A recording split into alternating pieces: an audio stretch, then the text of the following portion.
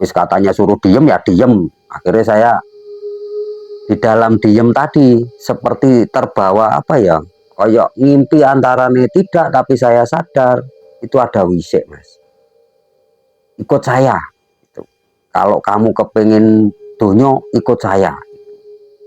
Akhirnya saya berjalan, Mas. Orang-orang saya tinggal, orang tidur.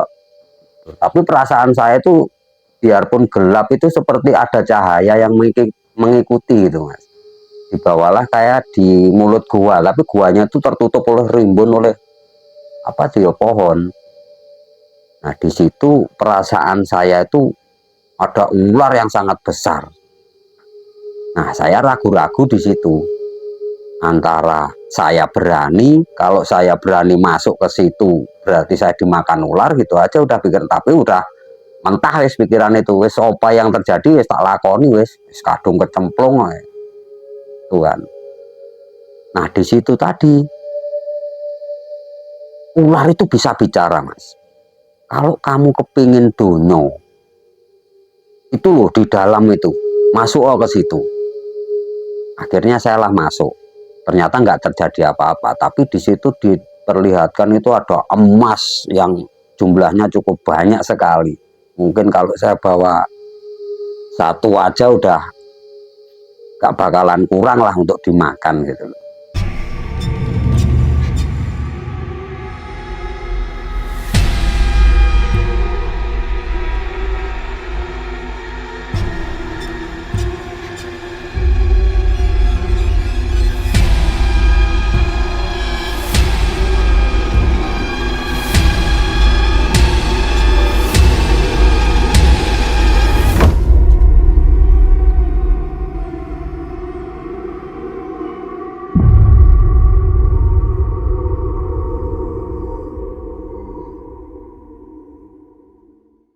Sobat Ekspedisi Kang Odeng, pada malam ini kita ditemani oleh seorang narasumber yang bernama Pak Jatmiko.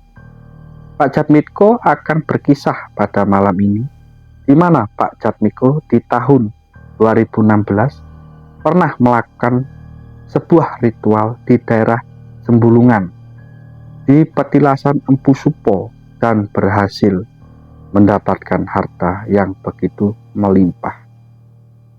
Kita sambut narasumber kita. Assalamualaikum Pak Jatmiko. Waalaikumsalam, Mang Udeng. Gimana, sehat Pak? Alhamdulillah. Sehat nggih. Itu awal ceritanya gimana Pak? Kok sampai katanya Bapak itu pernah melakukan ritual di Sembulungan? Sembulungan kalau nggak salah di wilayah Banyuwangi ya Pak ya? Di salah Ya, Banyuwangi utara ya? Sebelah utara ya? Uncar tepatnya. Itu dan tahun berapa itu Pak? Kurang lebih tahun 2016 itu, Mas. Itu awal ceritanya gimana Pak? Ya, waktu itu kan masalah ekonomi, kita punya usaha itu nggak jalan, sampai wis jatuh bangun, utang bank, wis nggak karu-karuan pokoknya. Terus delalai ya ketemu teman saya itu, ketemu teman, wong urip kok bingung gitu kan, katanya ayo ikut aku ke sana itu. Awalnya ya percaya ndak percaya gitu. Ternyata setelah proses demi proses dijanjikan untuk nanti 2 hari lagi kan gitu. Waktu itu ada ritual kalau nggak salah itu Jumat Kliwon di Mbah Kopek sana. Terus saya ikut, itu awal-awalnya ikut. Habis itu diajak, itu nanti ditentukan tanggal berapa gitu berangkat, tanggalnya udah lupa, udah lama sekali.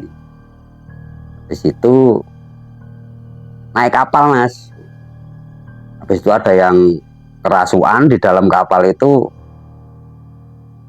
katanya gak usah bingung, nanti udah ada yang ngawal kan gitu. Disitulah nyampe ke sana itu ndak ada masalah, sampai di di tempat lokasi di Patung Gandrung kalau nggak salah itu. Patung Gandrung. Orang itu berapa dulu waktu berangkat ini? Waktu berangkat tuh kalau nggak salah orang 17 itu, Mas. 17 ya, wis anggotane orang-orang itu lah, Mas. Sampai di situ juga ditanyain sama orang situ ada acara apa, ke atas, udah izin sama PA belum gitu katanya. Akhirnya kita minta izin dulu, katanya masih apa, orang yang dari Kediri atau dari Blitar itu habis mengadakan ritual apa, orangnya meninggal gitu loh, kok berani-beraninya gitu loh, kita nggak ada acara itu. Saya bilang gitu. Itu tempatnya Sembulungan itu gimana tuh tempatnya? Tempatnya ya di hutan mas, di hutan bambu. Waktu itu pokoknya di ujungnya apa itu, Gunung Sembulungan itu. Kita kan cuma ngikut aja, masalahnya kan nggak tahu apa itu seluk beluknya, kita nggak juga orang awam, nggak ngerti apa-apa, cuma dikasih tahu kalau pengen nganu seperti ini gitu aja. Akhirnya lah di situ terjadi keanehan mas. Kita kan berangkat pagi-pagi betul, dan nggak boleh bawa bekal makanan apapun gitu loh. Jadi nanti kalau lapar gimana? Terjadilah di situ keanehan.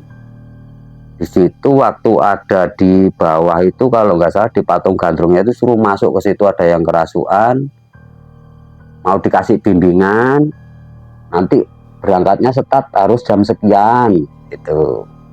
Terjadilah di situ ada yang kerasukan. Masalah bingung makan tadi ternyata sudah terjawab lah. Pisang itu juga jumlahnya 17 itu, satu lirang itu 17.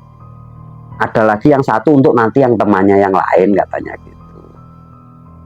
Disitulah ya dimakan ya makan gitu, terus istirahat nunggu saatnya katanya kan, saatnya untuk berangkat ke atas. Kalau nggak salah itu jam 10 siang. Maksudnya jamnya harus tepat, nggak boleh istirahat, nggak boleh ngepos lah istilahnya, nggak boleh bicara sama temannya ya. Misalkan yang satu itu di depan si A, si B, si C itu harus urut sampai pulangnya gitu pesennya. Terus petunjuknya apa kita belum tahu di sana. Petunjuknya cuma dikasih apa itu pohon randu yang ada durinya gitu bilangnya kan, cuma seperti itu. Jadi secara logika nggak masuk akal. Kalau sekarang ada GPS ya enak, kalau dulu nggak ada, apa nggak ada HP, nggak ada apa dulu itu masih. Habis itu ya dicarilah ya sesuai dengan petunjuk tadi, temen yang ngasih tahu, disitulah apa itu berangkat ke sana. Tuh. Nyampe di sana ya itu tadi cuma sebuah kayak makam masih di situ. Itu. Jadi makam itu di situ, ini syaratnya apa ya? Teman-teman nggak ngerti, saya ngasih dupa apa dan lain sebagainya, kita nggak tahu, namanya orang awam kan nggak ngerti. Ternyata di situ yang melewati apa itu seperti apa ya, kayak gerbang gitu loh, gerbang. Ya suasananya memang tenang, nggak ada apa ya jangkrik-ngerik itu nggak ada besok, biarpun malam. Ngineplah di situ 1 malam. Habis itu ada yang kerasukan lagi mas, malam kira-kira jam 11-an ya.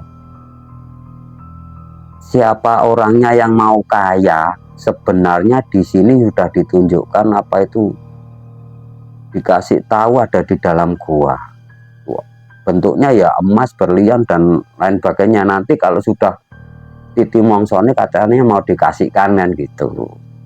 So, siapa yang mau kaya, nanti apa itu yang mau melekan dibatasi mulai jam 12 sampai jam 2 pagi. Siapa yang kuat nanti bakalan dapat menerima itu. Nah kebetulan mulai jam 12 malam sampai akhir itu tadi ternyata cuma saya yang melek mas. Masalahnya enggak di situ tuh harusnya kan hawanya dingin tapi panas, kepanasan, saya nggak bisa tidur gitu. Teman-teman yang lain sing ahli-ahli spiritual itu pun juga tertidur semua. Habis itu ada angin nggak jelas sudah di situ tadi. Terus mas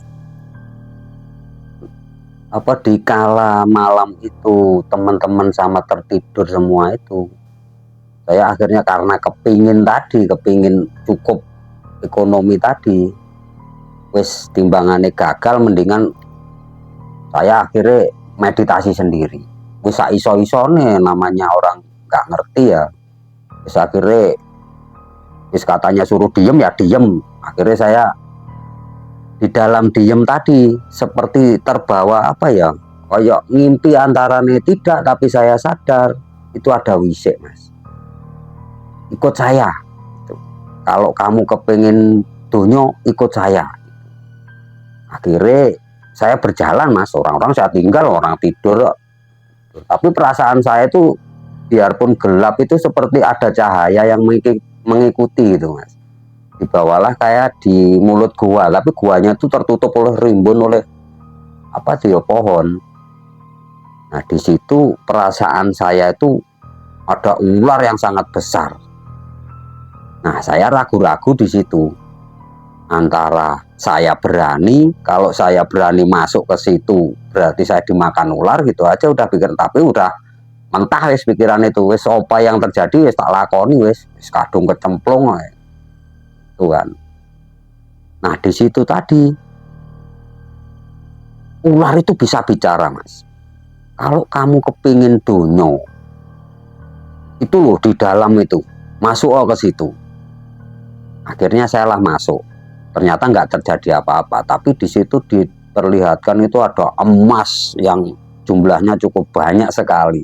Mungkin kalau saya bawa satu aja udah gak bakalan kurang lah untuk dimakan gitu loh.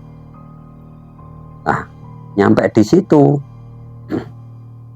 ternyata itu apa ya? Begitu masuk itu nggak ada apa-apa, adanya cuma batu. Ternyata sudah saya ambil itu cuma batu. Akhirnya saya lari-lari ke teman saya juga. Nggak taunya itu apa itu ya, teman-teman saya itu udah terbangun semua, nggak ada, nyari saya.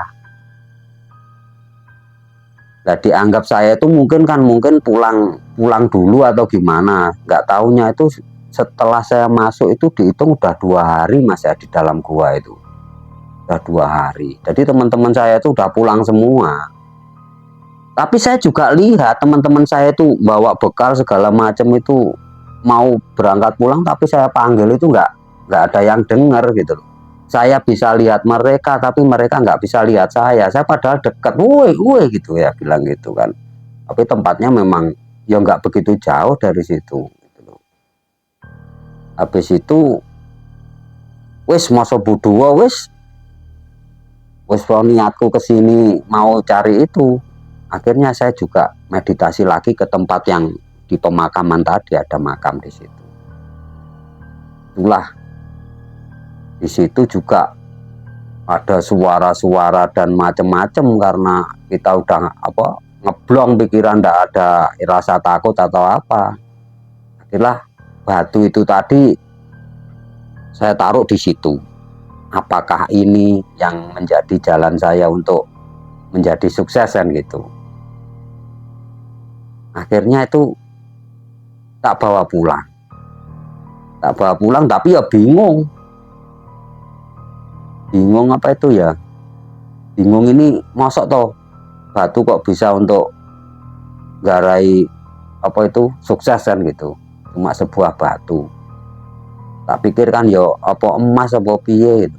Ternyata itu setelah saya itu pulang yo bingung pulang juga, Mas, orang itu di tengah laut, bingung waktu itu. Jadi pulang itu ternyata saya di atas gunung yang ujungnya yang paling tinggi. Di situ ya wis melewati, nggak seperti mulus seperti yang awal tadi, kalau nggak ada pawangnya tadi, nggak ada yang ahli spiritual, saya nggak ngerti ya, wis kedungsang-dungsang itu, Mas, nggak bisa pulang. Terus akhirnya saya wis berdiam diri lah. Akhirnya ada petunjuk di situ, kon mlaku ngalor ngulon gitu, pokoknya kenceng wis, jangan belok-belok kan gitu. Akhirnya ketemu yang tadi tuh, apa itu, pohon yang ada durinya yang seperti yang awal tadi, tengernya di situ. Akhirnya ketemu jalan itu, akhirnya ketemu dah bekas perjalanan tadi yang miring-miring itu, dan nyampe lah ketemu lagi di apa tuh, kuburan gandrung itu tadi, Mas. Terus pulangnya itu ya itu ada nelayan yang membersihkan jala waktu itu, banyak ikan-ikan yang mati itu, Mas. Di situ membersihkan jaringnya itu saya nunut lah ya, nanti jam 2 sore kan gitu. Akhirnya nunut itu dan nyampe di rumah. Dan nyampe di rumah ya teman-teman juga bertanya-tanya, kamu di mana? Nggak taunya udah 2 hari katanya, udah dikabarkan hilang dah, diokoti pangan macan atau gimana. Tapi saya, perasaan saya itu masih ada, mungkin ya mungkin 1 malam itu aja, nggak taunya udah 2 hari 2 malam. Jadi keanehannya di situ. Nah, sesampainya di rumah mas, sampainya di rumah ternyata wah, anak istri saya itu nangis semua, dikirain saya itu udah hilang. Masalahnya kan yang teman-teman saya itu udah pulang semua. Sampai di rumah tuh jadi tangis-tangisan, apa itu wis pokoknya hilang udah 2 hari lah. Perasaan saya kan masih 1 malam di situ, belum ada nginep. Oh nggak ngerti srengenge di situ kan nggak tembus cahaya itu. Sampainya di rumah itu saya dikasih batu tadi ya, saya taruh aja di lemari.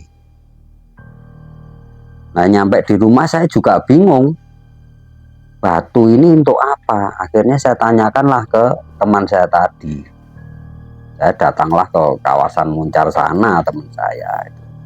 Kata sesepuh yang di sana, wih hati-hati, wih lah dapat dari gua mbah, pengularnya yang ngasih tahu ngomong itu. Ya saya ambil batu itu tadi. Nah akhirnya saya taruh di lemari itu, malamnya itu dikasih wisik, kasih semacam apa ya mas, petunjuk gitu loh. Dikasih petunjuk bahwa batu itu apa, ada isinya gitu loh mas, bertuah lah katanya.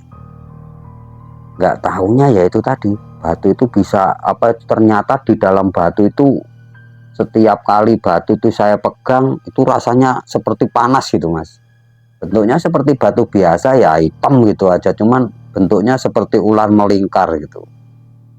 Ya nggak tahu namanya batu, kita nggak percaya. Opo yo masuk watu iso garai apa itu sugih kan gitu. Akhirnya setelah beberapa malam itu berjalan, setiap kalau nggak salah itu malam Jumat Kliwon mas, itu keluar bau apa itu seperti amis gitu loh mas, ya amis-amis ular itu mas, amis gitu. Awalnya juga nggak percaya, pokoknya setiap malam Jumat Kliwon apa itu anak istri saya itu pasti ketakutan di dalam itu, keluar katanya ada ular di dalam rumah. Terus akhirnya yes, percaya nggak percaya saya buktikan sendiri mas. Setiap batu itu saya taruh di meja lah itu, dengan apa ritual seperti apa yang dikatakan oleh sesepuh tadi ya saya ikuti aja. Kasih katanya kembang telon gitu loh, kembang telon. Ternyata di situ setiap kali saya apa itu kasih kembang itu pasti bermimpi malamnya itu. Nah itulah prosesnya. Akhirnya saya bisa berkomunikasi mas, setiap kali malam Jumat Kliwon itu pasti datang. Nah semenjak itu perjalanan waktu demi waktu itu apa itu ya, usaha saya itu juga semakin meningkat mas. Biasanya cuma apa itu orderan itu sedikit, ini juga di luar nalar mas. Biasanya saya itu ngirim cuma saya 1-2 dalam 1 minggu. 1 hari itu bisa 6 sampai 12 unit. Boleh dikalikan kalau ngambilnya cuma 250, jualnya 700, dikalikan 12 unit udah berapa? Dipikir kan nggak masuk akal. Seperti ada yang ngewangi gitu loh. Seperti ada yang apa itu membimbing setiap orang itu, ah beliau saya ngomong ini harganya murah gitu. Nggak ada yang nganu, nggak ada yang belok. Pasti beli gitu.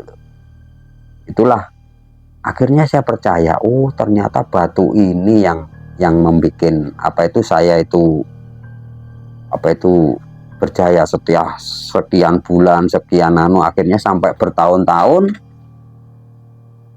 terjadilah suatu keanehan.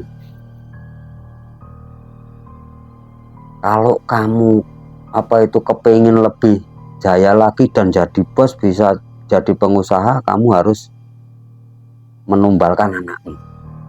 Itu yang udah berjalan sekitar 1 tahunan, Mas. Itu baru terjadi seperti itu.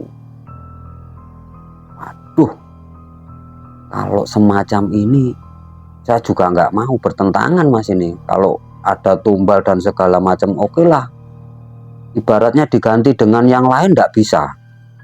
Di dalam mimpi itu, Mas, nggak bisa, pokoknya harus anakmu yang jadikan tumbal gitu kan. Akhirnya di malam Jumat yang berikutnya saya punya inisiatif tak rituali dan istilahnya nego lah, Mas. Itu nego. Ternyata ular yang di dalam mimpi saya itu adalah blorong, Mas. Kalau orang Banyuwangi mengatakan itu blorong katanya. Waduh, nggak bener ini. Wes akhirnya saya larilah ke teman saya itu tadi. Terus akhirnya mau nggak mau kamu harus mengembalikan, Mas, mengembalikan ke sembulungan tadi, batu itu tadi. Sedangkan saya sendiri harus sendirian, tidak boleh ada teman gitu. Terus akhirnya dengan berbagai macam cara, terus biaya carane saya itu juga tanya-tanya carane nyebrang ke sembulungan gimana. Ternyata ya ada nyatar perahu itu tadi. Terus akhirnya kalau nggak salah itu ya Jumat Kliwon itu saya usahakan, berarti Kamisnya itu saya berangkat, malam Jumat Kliwonnya harus nyampe sana. Inisiatif saya seperti itu. Akhirnya saya berjalan lagi seperti yang awal tadi, tapi sendirian, nggak ada teman. Siang itu waktu itu. Yang saya nyampe sana itu ya sebelum maghrib lah, sekitar jam 5 sore. Lah batu tadi nggak saya taruh gua, karena guanya saya sendiri juga nggak tahu di mana itu letaknya. Akhirnya saya taruhlah di tempatnya ritual yang awal tadi. Waduh, di situ terjadi keanehan. Sampai seisi hutan itu pun juga ada suara naga itu kok seperti itu udah, Mas. Tuh, akhirnya kan itu tadi. Kalau ini dikembalikan, minta tumbal itu tadi saya nggak mau, ya akhirnya kalau nggak mau seperti itu, kekayaanmu akan dicabut lagi kan gitu. Akhirnya saya nego juga di situ, Mas. Nego, maksudnya diganti dengan apa itu nggak bisa toh. Pokoknya wes bahasanya seperti itu, tapi yo nggak semudah itu kan itu. Setelah nggak ada judul tadi, Mas, batu saya kembalikan tadi karena nggak ada nego yang bulat di malamnya itu. Akhirnya si batu saya taruh, saya tinggal lari.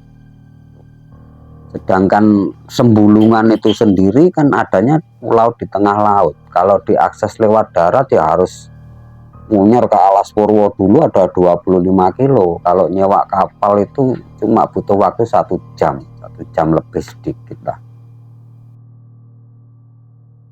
Nah, setelah saya mengembalikan batu itu tadi, Mas, nyampe di rumah, istri saya itu ngajak tasakuran lah intinya itu, biar bahasa Jawanya itu selamatan, ben selamat kabeh gitu kan.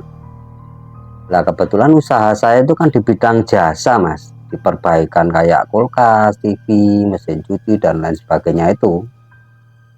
Ya itu tadi. Ya saya beli kulkas di ya di rumahan-rumahan gitu. Yang pesen kulkasnya nggak dipakai itu. Nanti saya benahi lagi, saya jual lagi, laku 1,5 juta gitu kan. Seperti itu. AC juga gitu, yang kantor-kantor itu biasa langsung dikontrak gitu. Biasanya ya sulit negonya, harus lewat segala sesuatu, pokoknya kudu madep ini ndak, itu langsung pabrik gula yang di Glamour juga gitu. Jadi pokoknya ya selancar lah, Mas. Seiring berjalannya waktu, Mas, akhirnya saya pulang ke rumah. kalau nggak salah itu bertepatan dengan malam Jumat Kliwon kalau nggak salah itu. Kira-kira pukul 5 sore setelah saya ngirim barang, udah mandi, rencana mau ganti baju, mau apa itu ikut pengajian lah di tetangga sebelah itu. Waktu mau ngambil baju itu di dalam lemari, nggak tahunya kok ada batu di situ, Mas. Loh, ini batu kan saya sudah kembalikan ke tempatnya sana, kok sekarang ada di sini. Itu. Jadi saya bingung. Akhirnya saya pegang batu itu tadi. Tapi anehnya di situ seperti tersengat listrik. Ada aura-aura gimana gitu. Pokoknya nggak enak, merinding badan itu. Kaku rasanya itu. Nah setelah itu, disitulah terjadi ada penampakan dalam seperti mimpi atau tidak. Tapi tak, waduh, ini mimpi apa enggak, saya cubit-cubit gini juga. Ini enggak mimpi. Bilangnya cuma gini. Pokoknya sosoknya itu cantik luar biasa. Pokoknya nggak pernah seumur hidup saya tuh melihat apa itu sosok yang semacam itu, perempuan cantik semacam itu. Pokoknya pakai apa itu ya, kayak bunga-bunga melati itu Mas, kayak pakaian orang zaman dulu itu. Zaman dulu pakai apa selendang warna hijau gitu. Pokoknya cantik, ayu, luar biasa. So, habis itu cuma bilang gini, anakmu bolehkah saya rawat, katanya cuma semacam itu. Saya ngotot nggak mau, tetap nggak mau saya gitu. Pokoknya apa itu, bingung Mas, diantaranya apa itu bercampur lah, ini nyata apa tidak itu bingung. Saya nggak bisa berpikir, ngeblank waktu itu. Setelah dia itu meminta apa itu untuk merawat anak saya juga menolak. Saya menolak. Akhirnya dia juga apa meminta untuk melayani dia, tapi dengan syarat apa itu harus menceraikan istri saya. Itu pun saya tolak mentah-mentah karena saya nggak mau lah itu orang istri saya apa mulai dari nol saya bekerja sampai sekarang, masa saya akhirnya nggak mau, tetap nggak mau. Setelah itu apa ya Mas, gitu, tahu-tahu apa ya, kayak gelap gitu, apa nggak ada penyebabnya, kayak pingsan gitu Mas. Setelah itu sadar-sadar ya itu udah banyak orang di situ. Apa itu tetangga itu istri saya teriak-teriak, katanya apa itu ada suara buak gitu kan. Akhirnya itu tadi pingsan, nggak taunya pingsan udah 2 jam gitu Mas. Setelah itu saya sadar kok seperti bus gitu, batu itu juga hilang Mas, hilang. Akhirnya apa itu nggak saya pikirkan, udah hilang ya udah hilang. Berjalannya waktu setelah sekian bulan usaha saya itu kok lambat laun tuh, kayak ya biasanya orderan tuh ada aja tiap hari 10-12 tuh nggak, biasanya ada satu, nanti 1 bulan nggak mesti ada satu, terus Mas melorot terus sampai berjalan. Setelah 3 bulan itu saya rasakan nol lagi, tidak ada apa-apa, kembali seperti semula. Itu termasuk yang menemui Bapak itu sesosok apa itu Pak? Kalau perwujudannya itu waktu wujud itu ya perempuan cantik gitu Mas. Tapi dia nggak mengaku dirinya siapa? Nggak mengaku, katanya ya dia yang apa isinya, yang ada isinya di batu itu tadi gitu. Tapi dari versi panjenengan itu pripun Pak? Maksudnya dari keyakinan Bapak itu apa? Wanita itu siapa Pak? Kalau menurut saya itu, kalau menurut itu ya apa ya, Nyiroro Kidul blorong lah. Kalau orang-orang itu kan katanya kalau pakaian seperti itu ya blorong itu Nyiroro Kidul. Di tempat saya kan dekat dengan Segoro Kidul ya Mas itu. Pokoknya kalau ritual ya di situ sudah orang-orang itu Mas. Tapi menurut Bapak sendiri sesosok wanita itu blorong ya? Kalau menurut keyakinan saya dengan saya ya blorong itu tadi mas, blorong itu tadi. Terus sekarang kehidupannya gimana Pak? Waduh mas, yes kembali seperti ini, barang juga nggak ada, orderan udah nol pokoknya, sudah sampai semuanya terjual mas. Yang didapatkan dulu itu terjual semua Pak? Habis mas, dalam jangka waktu cuma ya singkat lah hitungannya itu.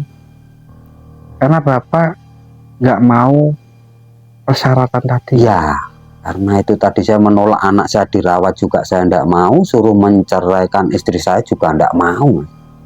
Akhirnya ya itu tadi terjadilah, oh ternyata seperti ini. Akhirnya saya kan kembali apa ya mas, kepingin hidup normal lah gitu loh, kepingin hidup normal, nggak kayak wis nggak melok-melok seperti itulah wis. Ternyata itu salah itu. Saya pikir saya kan ya wis anak tambah besar butuhnya tambah banyak, pikir saya ya nggak ngambil jalur pintas lah mas, gampangnya wong ngambil jalur pintas patas wis cepet gitu loh. Nggak taunya kan ternyata apa harus seperti itu mas. Tetap semua pesugihan itu membutuhkan tumbal.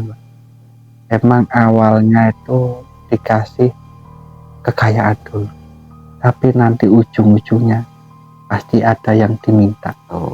Nggak mungkin yang diminta itu orang lain, pasti satu atap dari keluarga kita sendiri. Tapi Bapak Jatmiko ini masih ngal ya, bidang di jasa pembenahan Ya elektro tetap ya? mas, karena bidangnya di situ ya tetap kita gelutilah dengan seadanya, kita wis apa menerima apa adanya lah mas. Sekarang normal lah, nggak kayak kalau dulu kan memang menggebu-gebu untuk ke situ, akhirnya pakai jalan pintas dengan kasih tahu teman tadi gitu. Ya, terima kasih atas waktunya Pak Jatmiko. Kita dari tim Ekspedisi Kang Odeng mau pamit undur diri. Assalamualaikum warahmatullahi wabarakatuh. Waalaikumsalam.